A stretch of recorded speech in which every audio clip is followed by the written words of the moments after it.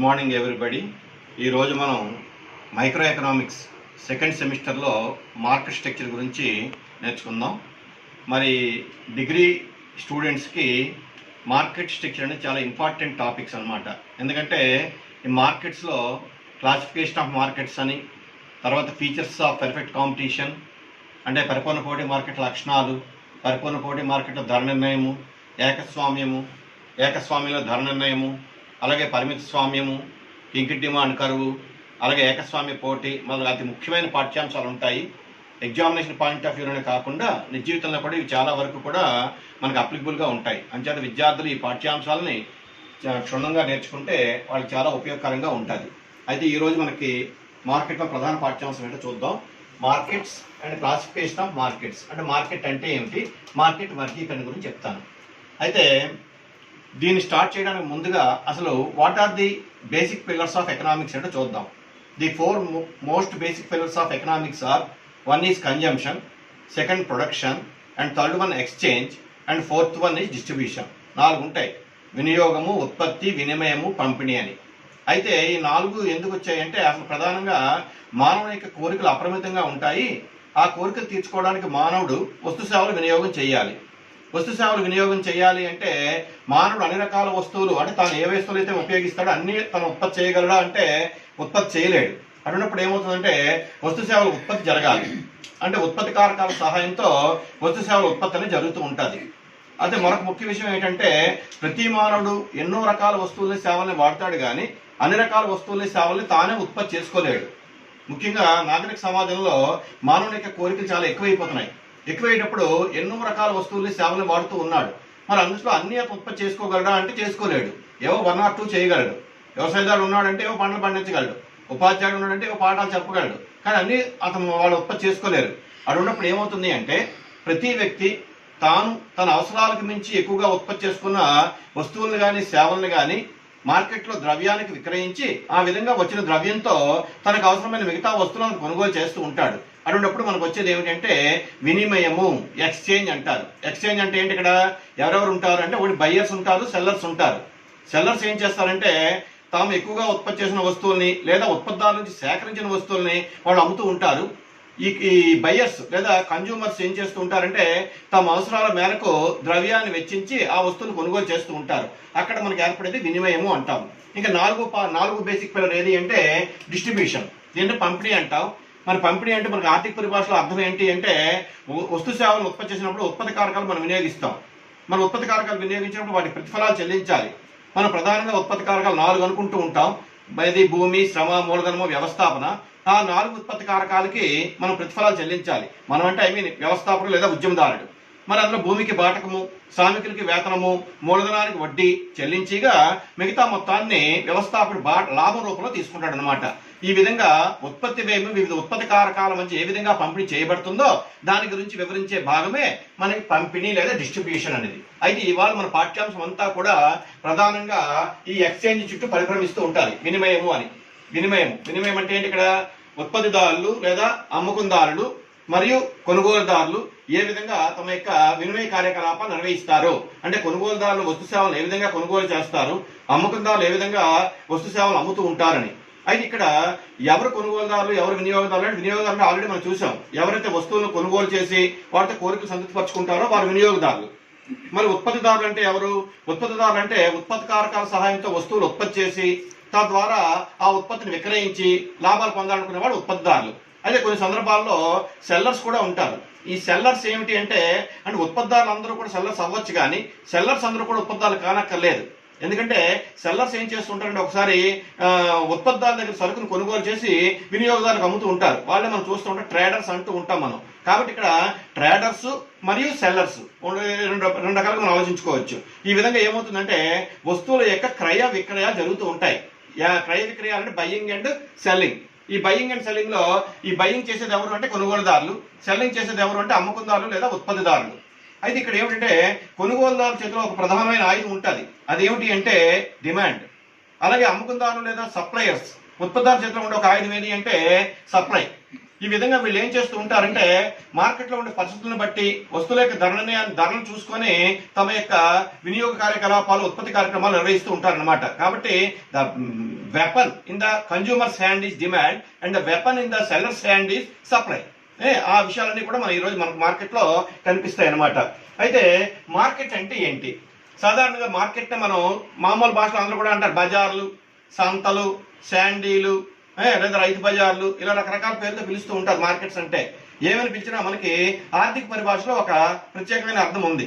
మామూలుగా ఏం చెప్తూ ఉంటారంటే వస్తువులు క్రయ విక్రయాలు జరిగే ప్రదేశమే మార్కెట్ అంటారు. అదే ఇక్కడ సామాన్య భాషలో మార్కెట్ అంటే వస్తువులు అమ్మే ప్రదేశం.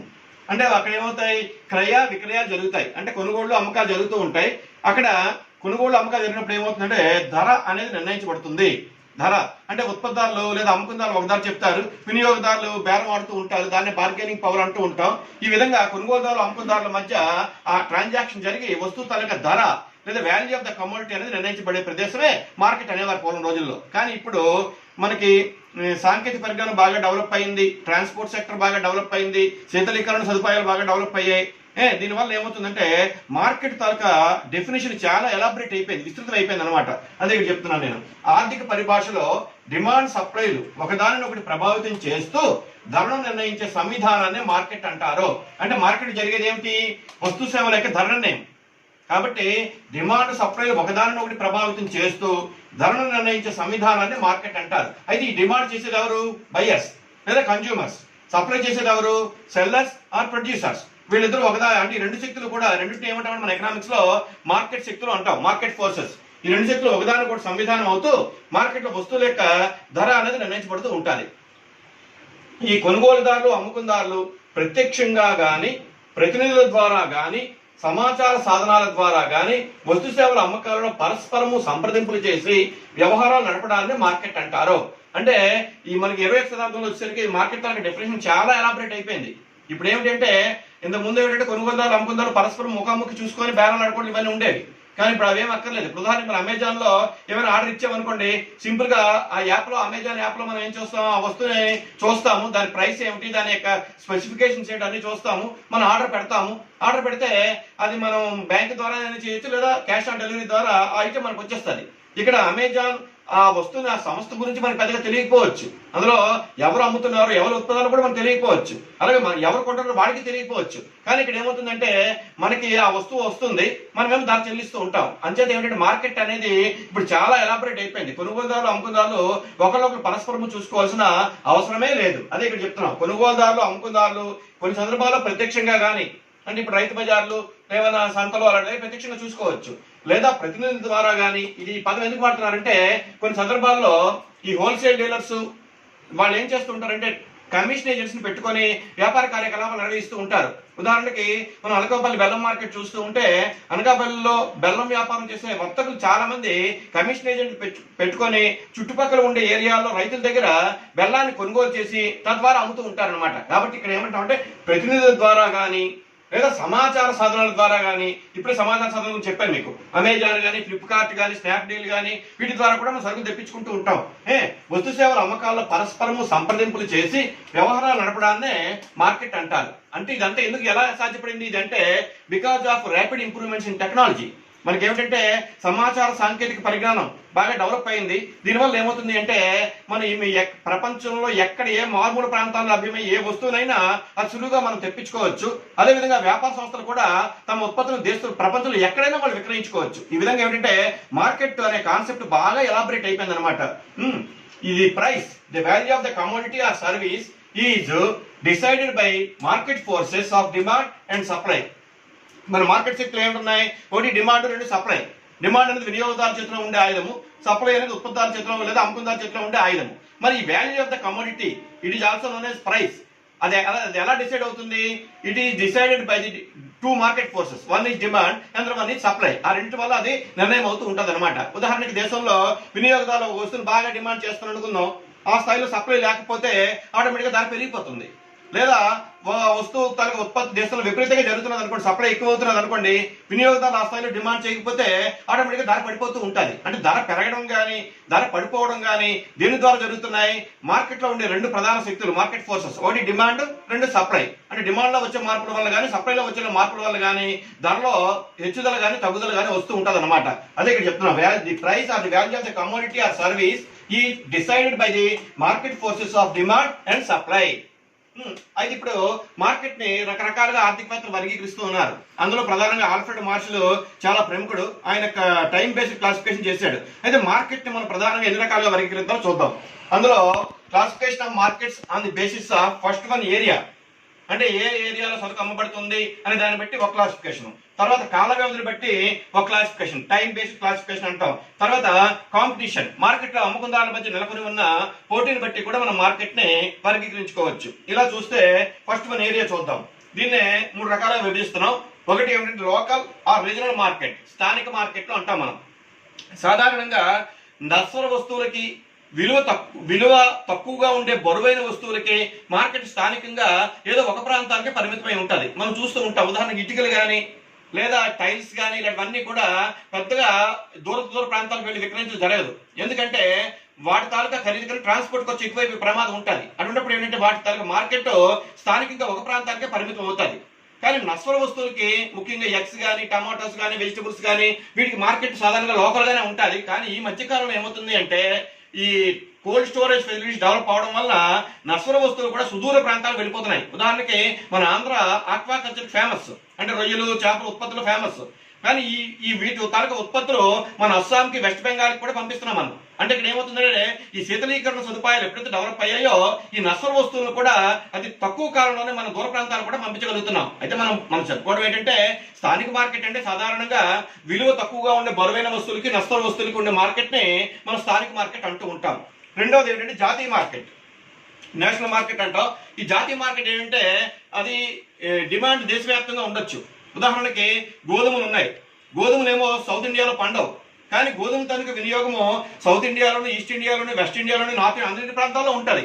అటువంటిప్పుడు ఏమవుతుందంటే ఆ గోధుమలు నార్త్ ఇండియా నుంచి సౌత్ ఇండియాకి ఈజీగా ట్రాన్స్పోర్ట్ అయ్యి ఇక్కడ అమ్మబడుతూ ఉంటాయి. అలాంటి మార్కెట్ మనం ఏమంటామంటే జాతీయ మార్కెట్ అంటాం. ఇంకా మూడవది ఇంటర్నేషనల్ మార్కెట్, దీన్ని అంతర్జాతీయ మార్కెట్ అంటాం. ఈ అంతర్జాతీయ మార్కెట్ సాధారణంగా ప్రిషియస్ మెటల్స్ కి, అంటే ముఖ్యంగా బంగారము, ప్లాటినం లేదా వజ్ర వైడూర్యాలు లేదా ప్రపంచవ్యాప్తంగా క్రూడ్ ఆయిల్.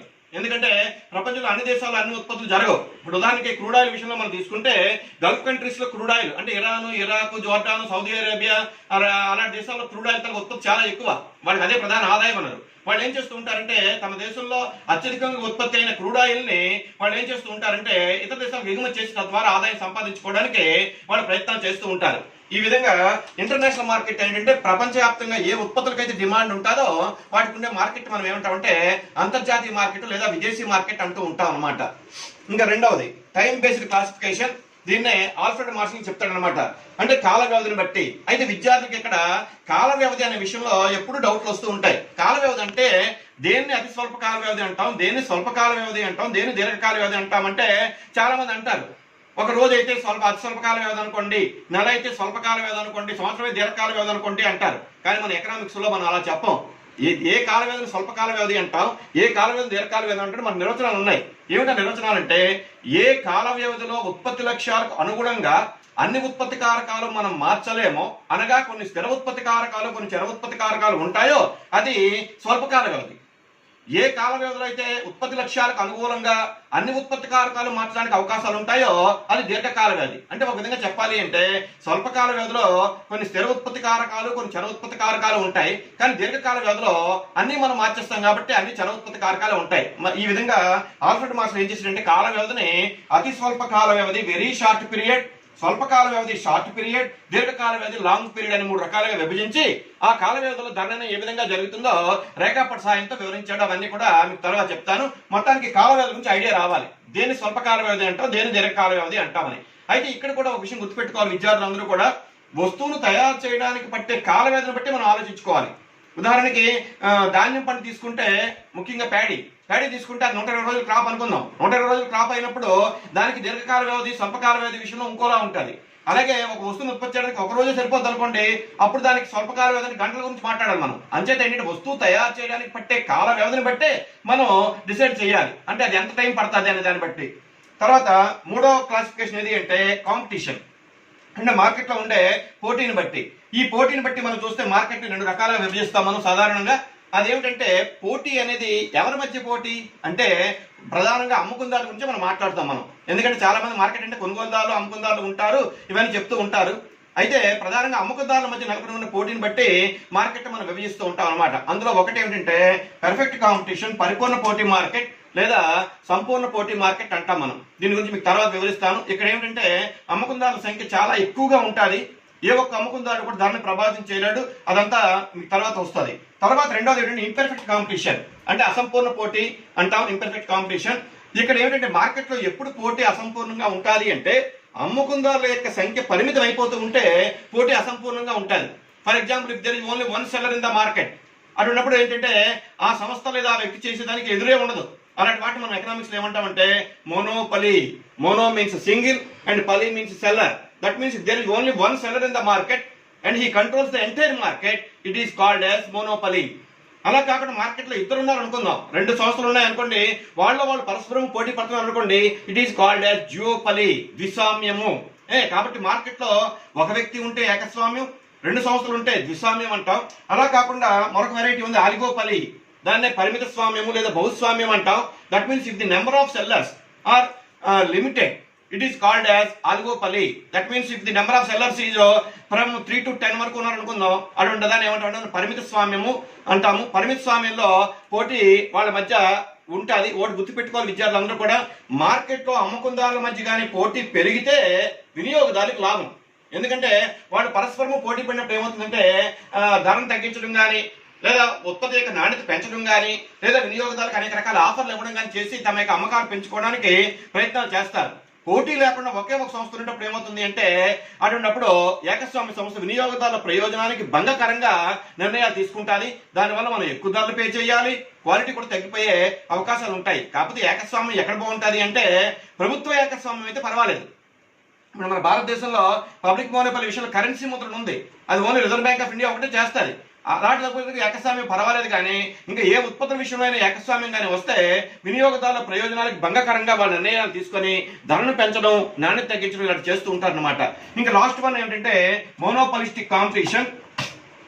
దీన్నే ఏకస్వామ్య పోటీ అంటాం మనం. ఏకస్వామ్య పోటీ అంటే in this type there are both competitive elements and at the same time monopoly elements. అంటే ఏకస్వామ్యపు లక్షణాలు ఉంటాయి, మరి పోటీ లక్షణాలు కూడా ఉంటాయి. అంటే ప్రతి సంస్థ తన ఉత్పత్తుల విషయంలో తాను ఏకస్వామిగా వ్యవహరిస్తుంది, కానీ అదే రకమైన ఉత్పత్తులు చేసే ఇతర సంస్థలతో పోటీ పడాలి. ఫర్ ఎగ్జాంపుల్ చూడండి, మోటార్ సైకిల్స్ ఉన్నాయి. మోటార్ సైకిల్స్ బజాజ్ వాళ్ళు చేస్తున్నారు, హోండా వాళ్ళు చేస్తున్నారు, హీరో వాళ్ళు చేస్తున్నారు, టీవీఎస్ సుజుకి వాళ్ళు చేస్తున్నారు. ఇవన్నీ కూడా మోటార్ సైకిల్ ఉత్పత్తి చేస్తున్నాయి. ప్రతి సంస్థ తన యొక్క బ్రాండ్ పేరుతో తాను ఉత్పత్తి చేస్తుంది, తన యొక్క డిజైన్ వేరు. అన్ని కూడా టూ వీలర్సే కావచ్చు. కానీ వినియోగదారులు ఆ ఉత్పత్తులు ఎంచుకునేటప్పుడు వాళ్ళు ఆలోచిస్తారు, ఏ బ్రాండ్ బాగుంటుంది, దేని యొక్క ధర ఎంత ఉన్నది, దేని యొక్క మన్నిక ఎలా ఉన్నది, ఇవన్నీ చూస్తారు. కాబట్టి ఇక్కడ every seller is a monopoly of his own product, but he has to face competition from other sellers who are selling the similar products. అంటే అదే రకమైన ఉత్పత్తులు చేసే ఇతర సంస్థలతో వాళ్ళు ఎప్పుడు కూడా పోటీ పడుతూ ఉండాలి. అలాంటప్పుడు ఏమవుతుందంటే వినియోగదారులకు మంచి లాభదాయకంగా ఉంటుంది. ఎందుకంటే వీళ్ళు వినియోగదారులను ఆకర్షించడానికి ఎప్పటికప్పుడు కొత్త కొత్త మోడల్స్ పెంచుతూ ఉంటారు, తర్వాత రేట్ తగ్గిస్తూ ఉంటారు, క్వాలిటీ పెంచుతూ ఉంటారు, ఇవన్నీ జరుగుతూ ఉంటాయి. కాబట్టి ఈ నిజ జీవితంలో మనకి ఎక్కువగా కనిపిస్తుంది మోనోపాలిస్టిక్ కాంపిటీషన్. ఈ విధంగా మార్కెట్ ని పోటీని బట్టి మనం పరిపూర్ణ పోటీ మార్కెట్ అని, అసంపూర్ణ పోటీ మార్కెట్ అని విభజిస్తూ ఉంటాం. అయితే ఈ పరిపూర్ణ పోటీ మార్కెట్ మాత్రం నిజ జీవితంలో అసలు ఇది కనబడదు పెద్దగా, అలా చెప్తాను దీని గురించి. కానీ అసంపూర్ణ పోటీ మార్కెట్ లో ఇవన్నీ కనిపిస్తూ ఉంటాయి మనకి. మోనోపలి కానీ, జియోపలి కానీ, ఆలిగోపలి కానీ, మోనోపాలిస్టిక్ కాంపిటీషన్ కానీ, ఇవన్నీ కూడా నిజ జీవితంలో మనకి ఎక్కువ కనిపిస్తాయి. ఎక్కువగా కనబడేది ఏది అంటే ఈ చివరిది, ఏకస్వామ్య పోటీ అనేది. అనేక ఉత్పత్తుల్లో మనం చూస్తూ ఉంటాం. ఈవెన్ మన తలనొప్పి మందుల గురించి కూడా తీసుకుంటే ఒక జండు బామ్, ఒక అమృతాంజన్, మరొక టైగర్ బామ్, మరొక మెంతో ప్లస్, ఇలా ఎన్నో రకాల కంపెనీస్ ఉన్నాయి. వాళ్ళు ఉత్పత్తి చేస్తారు. వాళ్ళన్నీ కూడా ఒకే రకమైన సిమిలర్ ప్రొడక్ట్స్ ఉత్పత్తి చేసిన పరస్పరం ఆ సంస్థల మధ్య పోటీ నెలకొని ఉంటుంది. కాబట్టి చాలా ఉత్పత్తుల విషయంలో మనకు కనబడేది ఏది అంటే ఏకస్వామ్య పోటీయే. So the second classification of markets is the time based classification అంటారు. దీన్ని కాల వ్యవధిని బట్టి మార్కెట్ వర్గీకరణ, క్లాసిఫికేషన్ బేస్డ్ ఆన్ టైం. ఇది ప్రధానంగా ప్రతిపాదించింది ఎవరంటే ఆల్ఫ్రెడ్ మార్షల్. ఆయన ఏంటంటే కాలాన్ని బట్టి మార్కెట్ ధర నిర్ణయం ఎలా జరుగుతుందో చెప్తాడు అనమాట. అంటే అతి స్వల్పకాల వ్యవధిలో ఎలా జరుగుతుంది, స్వల్పకాల వ్యవధిలో ఎలా జరుగుతుంది, దీర్ఘకాల వ్యవధిలో ఎలా జరుగుతుంది అనే విషయాన్ని ఆయన స్పష్టంగా చెప్తాడు అనమాట. అయితే ఇక్కడ Marshall classified the markets on the basis of time period. అందులో ఫస్ట్ వన్ ఏంటంటే వెరీ షార్ట్ పీరియడ్, దీన్నే అతి స్వల్పకాల వ్యవధి అంటాం. అయితే దేని అతి స్వల్పకాల వ్యవధి అంటాము అంటే ఇక్కడ అది ఆల్రెడీ మీకు చెప్పాను నేను కాల వ్యవధుల గురించి. అతి స్వల్పకాల వ్యవధి అంటే డిమాండ్లో ఏర్పడిన మార్పులకు అనుగుణంగా సప్లైని ఏమాత్రము మార్చుటకు వీలు లేని కాల వ్యవధి. అంటే డిమాండ్ మాత్రమే మార్పులు వస్తాయి, సప్లైని ఏమాత్రం కూడా మార్చుటకు అవకాశం ఉండదు అనమాట. అటువంటి కాల వ్యవధిని అతి స్వల్ప కాల వ్యవధి అంటాం మనం. అటువంటి కాల వ్యవధిలో ఏమవుతుంది అంటే సప్లై రేఖ పూర్తి అవ్యాకోచంగా ఉంటుంది. అంటే ఎందుకు అవ్యాకోచంగా ఉంటుంది అంటే సప్లైని మనం మార్చలేము. సప్లై యాక్చువల్గా సప్లై రేఖ ఎడం నుంచి కుడికి ఇలా పైకి ఎగబ్రాగుతూ ఉంటుంది అది. కానీ ఇక్కడ ఏంటి అతి స్వల్ప కాల వ్యవధిలో మనం సప్లైని ఏమాత్రం కూడా మార్చలేము కాబట్టి పెర్ఫెక్ట్లీ ఇన్ఎలాస్టిక్ గా ఉంటుంది. కాబట్టి పెర్ఫెక్ట్లీ ఇన్ఎలాస్టిక్ సప్లై కాలం ఎప్పుడు కూడా ఓవై అక్షానికి సమాంతరంగా ఉంటుంది. అటువంటిప్పుడు ఏమవుతుందంటే డిమాండ్ లో ఏర్పడిన మార్పుల వల్ల ధరలో మార్పులు వస్తూ ఉంటాయి. మార్షల్ ఈ కాలానికి ఏం పేరు పెట్టాడంటే మార్కెట్ కాలము. Very short period is also known as market period. అతి స్వల్ప కాల వ్యవధినే మార్కెట్ కాలం అంటాడు. మరి ఈ మార్కెట్ కాలంలో ధర పైన డిమాండ్ ప్రభావమే ఎక్కువగా ఉంటుంది. ఎందుకు ఉంటుంది అంటే సప్లైని మనం మార్చలేము, ఒక డిమాండ్ వల్లే ధర పెరగడం కానీ తగ్గడం కానీ జరుగుతూ ఉంటుంది. కాబట్టి ఈ కాల వ్యవధిలో వస్తువు యొక్క ధర పైన డిమాండ్ ప్రభావం ఎక్కువగా ఉంటుంది. ఎగ్జామినేషన్ ఆసక్తిలో ఈ బిట్ కూడా ఒకసారి అడిగాడు, అతి స్వల్ప కాల వ్యవధిలో వస్తువు యొక్క ధర పైన దేని ప్రభావం ఎక్కువగా ఉంటుంది అని. అంటే డిమాండ్ ప్రభావమే ఎక్కువగా ఉంటుంది. కారణం ఏంటంటే సప్లై పూర్తి అవ్యాకోచంగా ఉండడమే. అదే విషయాన్ని ఇక్కడ మన రేఖాపటంలో కూడా వివరిస్తాం చూడండి. డిమాండ్ లో ఏర్పడిన మార్పులకు అనుగుణంగా సప్లైని ఏమాత్రము మార్చుటకు వీలు లేని కాల వ్యవధి. That means we cannot change supply even small amount కూడా మార్చలేము అనమాట. It is also known as the market period. ఈ స్వల్పకాల వ్యవధిని మార్చలేము అంటే మార్కెట్ పీరియడ్ అన్నాడు. During the period the supply of the commodity is perfectly inelastic. Perfectly inelastic అంటే ఏంటి పూర్తి అవ్యాకోచము. సప్లై రేఖ ఓవై అక్షానికి సమాంతరంగా ఉంటుంది. ధరపై డిమాండ్ ప్రభావం ఎక్కువగా ఉంటుంది. అతి స్వల్ప కాల వ్యవధిలో నిర్ణయమయ్యే ధరనే మార్కెట్ ధర అంటారు. ఇది ఈ రెండు విషయాలు జాగ్రత్త గుర్తుపెట్టుకోవాలి విద్యార్థులందరూ కూడా. అతి స్వల్ప కాల వ్యవధికి మరొక పేరు ఏమిటంటే మార్కెట్ పీరియడ్. అతి స్వల్ప కాల వ్యవధిలో ధరపైన డిమాండ్ ప్రభావం ఎక్కువగా ఉంటుంది. అతి స్వల్ప కాల వ్యవధిలో నిర్ణయమయ్యే ధరనే మనం మార్కెట్ ధర అంటాం. అయితే దీన్ని రేఖాపటంలో ఎలా వివరించవచ్చో చూపిస్తాను, జాగ్రత్త చూడండి. ఇక్కడ ఓవై ఎక్స్ అక్షంలో మనం క్వాంటిటీ తీసుకున్నాం, వస్తు పరిమాణాన్ని. ఓవై అక్షంలో ధర తీసుకున్నాం. మరి అతి స్వల్ప కాల వ్యవధిలో సప్లై రేఖ ఓవై అక్షానికి సమాంతరంగా ఉంది. Here the supply line is MS. Initial demand curve అంటే ప్రారంభంలో ఉన్న డిమాండ్ రేఖ డిడి. మనకి యాక్చువల్ గా ధర నిర్ణయం ఎక్కడ జరుగుతుంది అంటే అది చిన్నప్పటి నుంచి విద్యార్థులు చెప్తూనే ఉంటాము. అదేంటంటే ఎక్కడైతే డిమాండ్ రేఖ సప్లై రేఖ పరస్పరం ఖండించుకుంటాయో అక్కడ ధర నిర్ణయం జరుగుతుంది. ఉదాహరణకి ఇక్కడ ఈ డిమాండ్ రేఖ డిడి, సప్లై రేఖ ఎంఎస్ ఈ బిందు దగ్గర ఖండించుకున్నాయి. కాబట్టి ఇక్కడ నిర్ణయం అయ్యే ధర ఏది అంటే ఓపి. ఇలాంటి పరిస్థితుల్లో ఏ కారణం చేత డిమాండ్ పెరిగింది అనుకుందాం. మార్కెట్ లో వినియోగదారులు ఎక్కువగా వస్తువులు డిమాండ్ చేయడం వల్ల డిమాండ్ పెరిగింది. డిమాండ్ పెరిగితే డిమాండ్ రేఖ అప్వర్డ్ షిఫ్ట్ అవుతుంది లేదా రైట్ సైడ్ షిఫ్ట్ అవుతుంది. కాబట్టి కొత్త డిమాండ్ రేఖ ఏది అంటే D1.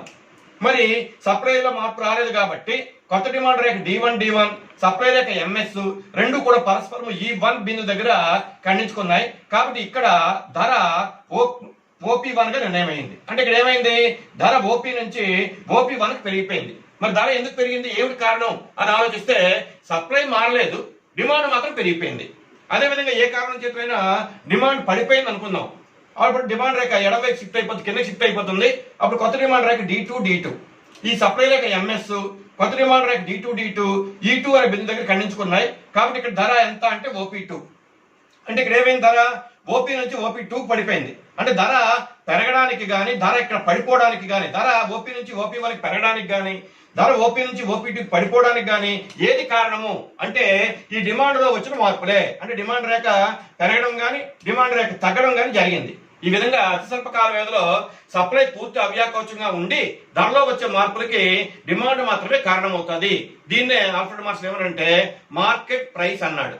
మరి ఎందుకు మనం మార్చలేము అంటే కాల వ్యవధి అతి తక్కువగా ఉండేటప్పుడు మనం అదనంగా ఉత్పత్తి కారకాలు సమకూర్చుకోలేము, ఉన్న స్టాక్ ని అమ్ముకోవాలి తప్పించి అదనంగా ఏమీ ఉత్పత్తి చేయలేము. అటువంటిప్పుడు ఏమవుతుంది అంటే ధర డిమాండ్ వలన డిమాండ్ లో పెరుగుదల కానీ వస్తే దారుణంగా పెరిగిపోయే ప్రమాదం ఉంటుంది అనమాట. ఇది అతి స్వల్పకాల వ్యవధి గురించి. ఇంకా రెండవది స్వల్పకాల వ్యవధి, దీన్ని షార్ట్ పీరియడ్ అంటాం మనం. స్వల్పకాల వ్యవధి అంటే సింపుల్ గా ధరలో ఏర్పడిన మార్పులకు అనుగుణంగా సప్లైని కొంతవరకు మార్చడానికి అవకాశం ఉంటే దాన్ని స్వల్పకాల వ్యవధి అంటాం. మరి ఎలాగైతే మనం సప్లైని కొంతవరకు మార్చగలము అంటే చెప్తాను వినండి. ప్రతి సంస్థకి కూడా స్థాపిత ఉత్పాదక సామర్థ్యం ఉంటుంది. మరి స్థాపిత ఉత్పాదక సామర్థ్యాన్ని కొన్ని సందర్భాల్లో వాళ్ళ డిమాండ్ బట్టే ఉపయోగిస్తూ ఉంటారు. ఉదాహరణకి ఒక రైస్ మిల్లో రోజుకి 100 బస్తాలు ఆడే కెపాసిటీ ఉంది. కానీ ప్రజెంట్ వాళ్ళు కేవలం 75 బస్తాలకు మాత్రమే ఉపయోగిస్తున్నారు. 25 బస్తాలు మిల్లు అంటే మెషిన్ ఉపయోగించలేదు. ఎందుకు ఉపయోగించలేదు? ప్రస్తుతం డిమాండ్ లేదు అనుకున్నారు. కానీ ఇలాంటి పరిస్థితుల్లో డిమాండ్ పెరిగింది అనుకోండి, అప్పుడు వాళ్ళు ఏం చేస్తారంటే ఆల్రెడీ ఎస్టాబ్లిష్ ఇన్స్టాల్డ్ కెపాసిటీని కూడా వాడతారు. అటువంటిప్పుడు ఏమంటే కొత్త మిషన్ కూడా ఆపరేట్ చేస్తారు. అప్పుడు ఏమవుతుందంటే అదనంగా మనకు 25 బస్తాలు వాళ్ళు ఉత్పత్తి చేయగలుగుతారు అనమాట. అలాగా స్వల్పకాల వ్యవధిలో డిమాండ్ ఏర్పడిన మార్పులకు అనుగుణంగా సప్లైని కొద్దిగా మనం పెంచగలుగుతాం అనమాట. అంటే గొడవలో ఉండి స్టాక్ తీయడం కానీ లేదా స్థాపిత ఉత్పాదక సామర్థ్యాన్ని పూర్తిగా ఉపయోగించుకోవడం కానీ చేసి సప్లైని కొంతగా మనం పెంచగలుగుతాము. అటువంటిప్పుడు ఏమవుతుంది అంటే ధర తగ్గే అవకాశం ఉంటుంది, కానీ ధర పూర్తిగా మాత్రం తగ్గదు. అంటే అతి స్వల్పకాల వ్యవధిలో కన్నా స్వల్పకాల వ్యవధిలో ధర తగ్గుతుంది, కానీ యథాతథ స్థానానికి మాత్రం ఎప్పుడు కూడా చేరుకోదు. అదే విషయాన్ని ఇక్కడ చూద్దాం. డిమాండ్ లో ఏర్పడిన మార్పులకు అనుగుణంగా సప్లైని కొంతవరకు మార్చడానికి వీలుండే కాల వ్యవధి. చర ఉత్పత్తి కారకాలను మార్చడం ద్వారా సప్లైని కొంతవరకు మార్చవచ్చును. అంటే కొద్దిగా చర ఉత్పత్తి కారకాలను పెంచుకోవచ్చు. తర్వాత కావున అతి స్వల్పకాల వ్యవధి కన్నా ధర తగ్గే అవకాశం ఉంది. అంటే ఏంటి? స్వల్పకాల వ్యవధిలో ధర అతి స్వల్పకాల వ్యవధిలో కన్నా తగ్గే అవకాశం ఉంది. అది ఎలా జరుగుతుందో చూద్దాం. ఇది విఎస్ఎస్ అంటే very short period supply curve. ఇదేమో షార్ట్ పీరియడ్ సప్లై కర్వ్. ఇలా అనుకుందాం మనం. ఉదాహరణకి అతి స్వల్పకాల వ్యవధిలో సప్లై మనకు మారదు, కాబట్టి ఇక్కడ ఏమిటి? ఈ ఎంవిఎస్ఎస్ రేఖ ఉంది. ఇది అతి స్వల్పకాల వ్యవధి యొక్క సప్లై రేఖ. ఇలాంటి పరిస్థితుల్లో డిమాండ్ రేఖ డిడి. ఈ అతి స్వల్పకాల వ్యవధి సప్లై రేఖ, ఈ డిమాండ్ రేఖ పరస్పరం ఏ బిందు దగ్గర ఖండించుకున్నాయి. ఇక్కడ ధర ఎంత జరిగింది అంటే ఓపి. ఇలాంటి పరిస్థితుల్లో ఏ కారణం చేత మార్కెట్ డిమాండ్ పెరిగింది అనుకుందాం. డిమాండ్ పెరిగితే అప్పుడు ఏమవుతుంది? డిమాండ్ రేఖ డిడి నుంచి D1 కి షిఫ్ట్ అయిపోయింది. డిడి నుంచి D1 కి షిఫ్ట్ అయిపోయింది. షిఫ్ట్ అయిపోయినప్పుడు ఏమవుతుంది అంటే మనకి అతి స్వల్పకాల వ్యవధి సప్లై మార్చలేము. అటువంటిప్పుడు ఏమవుతుంది? అతి స్వల్పకాల వ్యవధిలో ఇక్కడ కొత్త డిమాండ్ రేఖ D1 మరియు సప్లై రేఖ అంటే ఇనాలాస్టిక్ సప్లై రేఖ E1 బిందు దగ్గర ఖండించుకున్నాయి. ధర ఓపీ నుంచి OP1 పెరిగిపోయే ప్రమాదం ఉంటుంది. కానీ స్వల్పకాల వ్యవధి ఏమవుతుంది? మనం చర ఉత్పత్తి కారకాలను అదనంగా ఉపయోగించడం లేదా స్థాపిత ఉత్పాదక సామర్థ్యాన్ని పూర్తిగా ఉపయోగించుకోవడం చేయడం వల్ల సప్లైని కొంతవరకు పెంచడం వల్ల ఏమైందంటే సప్లై రేఖ షిఫ్ట్ అవుతుంది. అంటే ఇలాగా విఎస్ఎస్ కాకుండా షార్ట్ పీరియడ్ సప్లై కర్వ్ ఇలా ఉంటుంది. ఎప్పుడైతే సప్లై రేఖ షిఫ్ట్ అయిందో కొత్త డిమాండ్ రేఖ D1 ఈ సప్లై రేఖ SPS short period supply curve ఎక్కడ ఖండించుకున్నాయంటే E2 బిందు దగ్గర ఖండించుకున్నాయి. E2 బిందు దగ్గర ఖండించినప్పుడు ఏమైంది? ఇక్కడ ధర OP2 అయ్యింది. ఒకటి విషయాలు జాగ్రత్తగా గమనించిన విద్యార్థులందరూ కూడా, ఇక్కడ అతి స్వల్పకాల వ్యవధిలో ధర OP1, కానీ స్వల్పకాల వ్యవధిలో ధర OP2A. ఎందుకు OP2 అంటే సప్లై మనం కొద్దిగా మార్చగలిగాం కాబట్టి ధర అతి స్వల్పకాల వ్యవధి కన్నా తక్కువగా నిర్ణయించబడింది. ఈ విధంగా అతి స్వల్పకాల వ్యవధి కన్నా స్వల్పకాల వ్యవధిలో మనం స్థాపిత ఉత్పాదక సామర్థ్యాన్ని పూర్తిగా ఉపయోగించుకోవడం, చర ఉత్పత్తి కారకాలను కూడా మనం ఉపయోగించుకోవడం వల్ల సప్లైని కొంతవరకు పెంచుతాం కాబట్టి ధర కొద్దిగా తగ్గుముఖం పట్టే అవకాశం ఉంది. ధర కొద్దిగా తగ్గుముఖం పడుతుంది. OP1 నుంచి OP2 తగ్గుముఖం పడుతుంది, కానీ ఓపీ స్థాయికి మాత్రం చేరుకోదు. ఎందుకంటే మనం ఇక్కడ సప్లైని కొంతవరకే మనం మార్చగలిగాం, పూర్తిగా మార్చలేకపోయాం. అటువంటిప్పుడు ఏమవుతుందంటే ధర తగ్గుతుంది, కానీ పూర్తిగా మాత్రం తగ్గదు. ఇటువంటి కాల వ్యవధిని ఏమంటామంటే స్వల్పకాల వ్యవధి. So the third classification of Alfred martial is long period markets అనమాట.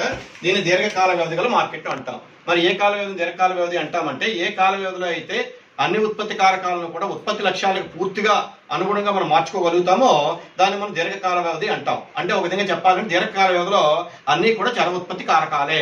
ఒకసారి ఆసక్తిలో ఈ బిట్ కూడా అడిగాడు, దీర్ఘకాల వ్యవధిలో అన్ని ఉత్పత్తి కారకాలు ఏమిటి అని. చర ఉత్పత్తి కారకాలు, ఎందుకంటే అన్ని కూడా ఉత్పత్తి లక్ష్యాలకు అనుకూలంగా మనం మార్చుకుంటాం. అంటే మార్కెట్లో డిమాండ్ ఏ స్థాయిలో పెరుగుతుందో ఆ స్థాయిలో సప్లై చేయడానికి అనువుగా ఉండే కాల వ్యవధి. అయితే కొన్ని సందర్భాల్లో ఏమవుతుంది అంటే ఉత్పత్తిదారులు డిమాండ్ ఖచ్చితంగా అంచనా వేయలేక ఎక్కువగా ఊహించుకొని ఎక్కువగా సప్లై కూడా చేయొచ్చు. అటువంటిప్పుడు ఏమవుతుందంటే ధర వాస్తవంగా తెలియజేసిన ధర తక్కువగా పడిపోయే ప్రమాదం కూడా ఉంటుంది దీర్ఘకాల వ్యవధిలో.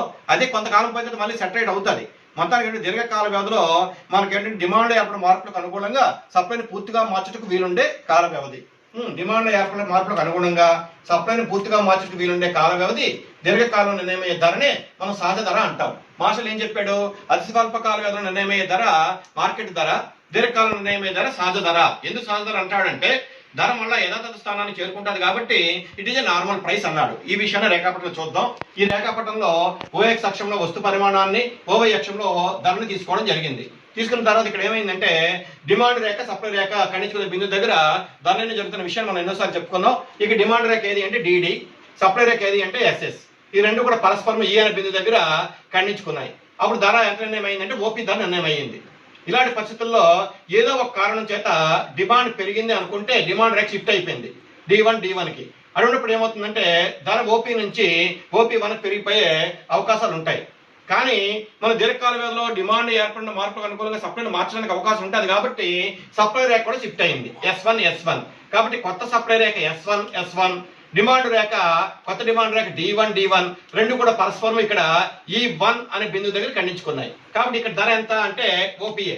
అంటే ఇంత ముందు ఈ బిందువు దగ్గర కూడా ధర OPA, E1 బిందువు దగ్గర కూడా ధర OPA. అంటే ఇక్కడ ఏమిటి, ఇక్కడ ధర నార్మల్ స్థాయిలోనే ఉంది. ఎందుకు నార్మల్ స్థాయిలోనే ఉంది అంటే డిమాండ్ ఎంత మారిందో సప్లై కూడా ఇంచుమించు అంతే మారింది కాబట్టి ధర యథాతథ స్థానానికి చేరుకుంది అంటారు. కాబట్టి ఈ ధరనే మార్షల్ సహజ ధర అన్నాడు. ఈ విధంగా మార్షల్ కాల వ్యవధిని బట్టి అతి స్వల్పకాల వ్యవధి, దీర్ఘకాల వ్యవధి మరియు స్వల్పకాల వ్యవధి అలా రకాలుగా విభజిస్తూ ధరను ఏ విధంగా జరుపుతూ చెప్పాడు అనమాట. ఇంకా మూడో క్లాసిఫికేషన్ ఏది అంటే క్లాసిఫికేషన్ బేస్డ్ ఆన్ కాంపిటీషన్. అంటే మార్కెట్లో ఉండే పోటీని బట్టి. అంటే ఇక్కడ పోటీ ఎవరికి, ప్రధానంగా అమ్ముకుందారుల మధ్య నెలకొని ఉన్న పోటీ. అమ్ముకుందారుల యొక్క సంఖ్య అపరిమితంగా ఉంటే ఒకలా ఉంటుంది, అమ్ముకుందారుల యొక్క సంఖ్య పరిమితం అయిపోతూ ఉంటే మరొకలాగా ఉంటుంది. అమ్ముకుందారుల సంఖ్య ఎంత తక్కువైపోతే అంత పోటీ అసంపూర్ణంగా ఉంటుంది అనమాట. అదే చూద్దాం ఇక్కడ. On the basis of degree of competition among the sellers markets can be classified as perfect competition and imperfect competition. అంటే మార్కెట్ ఉండే పోటీని బట్టి మనం ఏం చేస్తాం అంటే పరిపూర్ణ పోటీ మార్కెట్ అని, సంపూర్ణ పోటీ మార్కెట్ అని, అసంపూర్ణ పోటీ మార్కెట్ అని విభజిస్తూ ఉంటాం. మరి పర్ఫెక్ట్ కాంపిటీషన్ ఇది వేరే లెసన్లో మీకు మొత్తం చెప్తాను. What are the features of the perfect competition, how the price will be determined in perfect competition, how the firm will attain the equilibrium, అవన్నీ వేరే పాటలు చెప్తాను. ఇక్కడ బ్రీఫ్ గా చెప్పేది ఏమిటి అంటే పరిపూర్ణ పోటీ మార్కెట్ లో అమ్ముకుందారుల యొక్క సంఖ్య, కొనుగోలుదారుల సంఖ్య అపరిమితంగా ఉంటుంది. తర్వాత ఒక వస్తువుకి మార్కెట్ అంతా కూడా ఒకే ధర ఉంటుంది, సజాతీయమైన వస్తువులు అమ్మబడుతూ ఉంటాయి, రవాణా ఖర్చులు ఉండవు. ఇలాంటి కొన్ని ప్రమేయాలతో పరిపూర్ణ పోటీ మార్కెట్ ఉంటుంది. మొత్తం చెప్పేది ఏంటంటే పరిపూర్ణ పోటీ మార్కెట్లో బ్రాండ్స్ ఉండవు, ఏవి ఉండవు. అది ఒక రకంగా చెప్పాలి అంటే మనకి నిజ జీవితంలో ఎక్కడా కూడా కనబడదు. దాని సిద్ధాంతం నుంచి నేర్చుకోవాలి కాబట్టి మనం నేర్చుకుంటాం. మరి పరిపూర్ణ పోటీ మార్కెట్లో అమ్ముకుందారుల యొక్క సంఖ్య, కొనుగోలుదారుల యొక్క సంఖ్య అపరిమితంగా ఉండి ఎవరు కూడా ధరను ఏమాత్రం కూడా ప్రభావితం చేయలేని మార్కెట్టే మనం పర్ఫెక్ట్ కాంపిటీషన్ లేదా పరిపూర్ణ పోటీ మార్కెట్ అంటాం మనం. In this type of competition is perfect among the sellers, a single price prevails for the commodity in the entire market. అంటే ఒక వస్తువుకి మార్కెట్ అంతా కూడా ఒకే ధర ఉంటుంది. దీని గురించి వివరంగా మనకి పాఠంలో నేర్చుకుందాం. ఇంకా రెండవది ఏంటంటే ఇంపర్ఫెక్ట్ కాంపిటీషన్. దీన్ని అసంపూర్ణ పోటీ మార్కెట్ అంటాం. The forms of market under imperfect competition ranges from no competition, అంటే అసలు పోటీయే లేదు, దాన్ని ఏమంటామంటే monopoly, to highly competitive situation, that is monopolistic competition. అంటే అసలే కాంపిటీషన్ లేని పరిస్థితి లేదా విపరీతంగా కాంపిటీషన్ ఉండే పరిస్థితి, అలా రెండు రకాలుగా ఉంటాయి అనమాట. ఒక దాన్ని మోనోపలి అంటాం, మరో ఏమో మోనోపలిస్టిక్ కాంపిటీషన్ అంటాం. అయితే ఈ క్లాసిఫికేషన్ దేని బట్టి వచ్చిందంటే depends upon the number of sellers. మనకి ఇందులో పేర్లో ఉంది అసలు పలి అంటే సెల్లర్స్, మోనో అంటే single.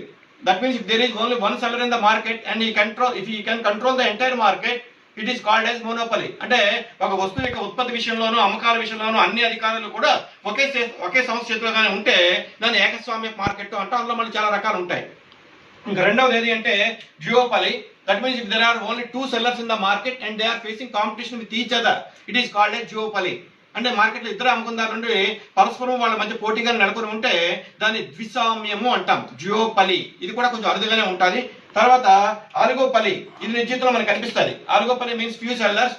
That means the number of sellers may be range from 3 to 10, 3 నుంచి 10 వరకు ఉండొచ్చు. వాళ్ళు ఏం చేస్తుంటారు, పరస్పరము కూడా తమ అమ్మకాల విషయంలో పోటీ పడుతూ ఉంటారు. అయితే అమ్ముకుందారుల మధ్య పోటీ ఉన్నప్పుడు ఎప్పుడు కూడా వినియోగదారులకి మంచిదే. ఎందుకంటే అమ్ముకుందారులు ఎప్పుడు కూడా తమ యొక్క అమ్మకాలు పెంచుకోవడానికి నవకల్పనలు ప్రవేశపెడుతూ ఉంటారు.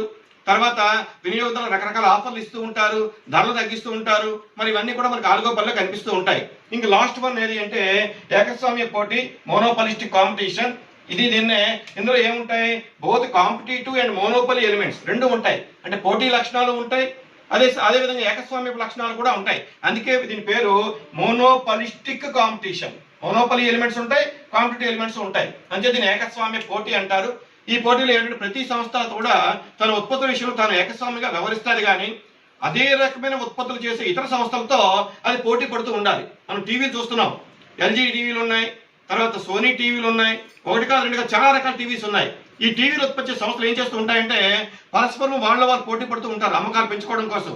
అలాంటి పరిస్థితులు మనం ఏమంటామంటే ఏకస్వామ్య పోటీ అంటూ ఉంటాం. ఈ విధంగా మార్కెట్ ని పోటీని బట్టి రెండు రకాలుగా వర్గీకరించి మళ్ళీ సబ్ క్లాసిఫికేషన్ లో 4 రకాలుగా వర్గీకరిస్తూ ఉన్నాం. అయితే ఇవన్నీ కూడా వేరే వేరే పాఠాల కింద విద్యార్థులందరికీ కూడా వివరించడం జరుగుతుంది.